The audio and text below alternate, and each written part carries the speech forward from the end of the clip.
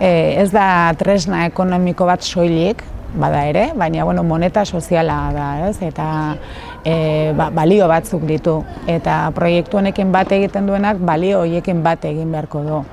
Hau da, tokiko ekonomia indartzea, noski, tokiko moneta batek azkenean, helburuetako bat, bertako ekonomia sustatzea du, baina ez ere bakarrik hizkuntza eskubideak eta euskara erdigunera ekarriko duen proiektu bat da, ingurumenaren zaintza eta justizia soziala. Bi proiektu piloto egingo dira Euskal Herrian, Hego Euskal Herrian, Baztanen eta Oarsoaldean. Bi eskualde guztiz ezberdin. Oarsoaldearen kasuan, eskualde dentsitate handiko eskualde bat, gune industrial bat, anitza, lau herri oso identitate markatutako lau herrirekin, eta guretzako erronka da, erronka polita, eta hemen funtzionatu ezkero, Hego Euskal Herriko beste eskualetara zabaltzeko bokazioarekin.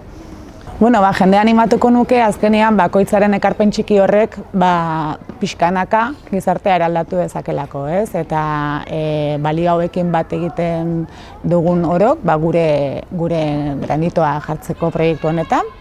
Eta azkenean ez da tramite huts bat bazkide egitea, baizik eta konpromiso kolektibo bat da, ez? Gizarte justuago baterako konpromisoa hartzeko.